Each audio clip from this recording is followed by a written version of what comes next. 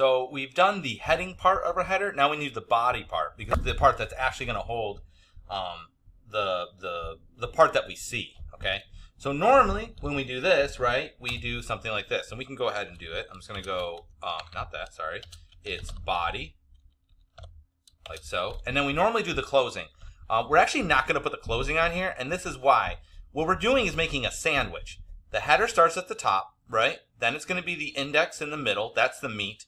And then this is the other part of the bun. So what that means is that we need to start it going up here, but I'm not going to close the body because this is actually going to be the body. And then in here, I'm going to end the body at the very end of this one, okay? So we're actually going to start a bunch of things and then not finish them. So we want to do body, and then after that, this is where some of our stuff is going to come into handy. So if you remember, I loaded in that responsive styles, okay? So if I look in there, I'm just going to go ahead and click on it, you'll see that we have these column systems. So COL-1S dash whatever number M, so on and so forth, right? So we have a whole bunch of these that we can use. So I'm just going to use the dash, just use the small. So normally you could do a bunch of them, but I'm just going to do one because I feel like that's good enough. So inside of here, we're going to go ahead and do a div class equals quotes row, because we're going to do a row. This is a row class, a row column system.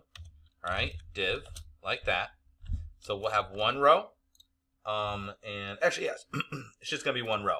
Then inside of that row, we're going to have two columns. So my idea is this: I want to have an image on the one side of my page, like over here, and then I want to have my menu right here. Okay, so starting from the left will be the image, and then the menu. So we're going to do two column sections. So we're going to go ahead and do div class, okay, equals quotes, and we'll just do COL-2-S,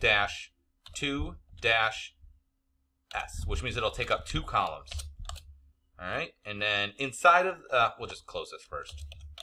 Okay, like that, and then it tabbed in.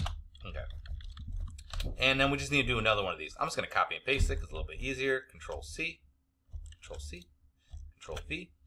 But if this one's 2, this one needs to be 10, right? So we get to the end of it.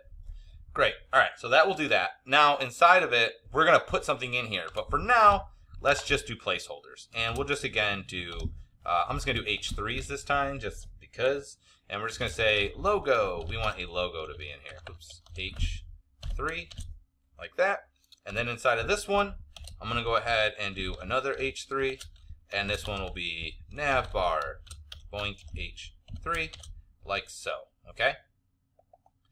And that looks pretty good. There's one other thing I want to do in here. Well, two other things. One is we want to be able to target the body. And one of the things that we want to do is just add an automated class in there just through the PHP. So we're just inside of this, we're going to add an attribute, which will add that body class that we want, okay? So we're going to go into PHP mode, PHP, and then we're just going to do body, not body underscore class, like that, and then back out of PHP mode. Okay, so it's just going to be just like that. So this literally is just going to make a class. I forget what it's called, but it's going to put a class in there. I think it's just called body, to be honest. That's going to put that in there. And then the other thing we need to do is like this. Remember how we put this header, this WP head, to tell the head when to run, like if something needs to be targeted to it? We're going to do the same thing here. We got to put a trigger for our the body, okay? So inside of here, we're just going to go back into PHP mode. And then we're going to say WP underscore body underscore open. This is when the body opens, semicolon, and then back out of PHP mode.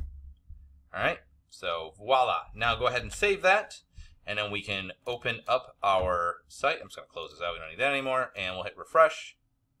And you can see there's logo and there's navbar, and you can see that this is only going for 2 columns. It's hard to tell that this is going for more, but we could add a style to it if you wanted. But now we definitely got the idea of it working across the 2, and that was why, again, that we went ahead and we added our own responsive style. Now, we could hook up Bootstrap specifically, just like we did when we were in Web Design 1. I could go into my functions and actually load in from Bootstrap or download it and host it myself.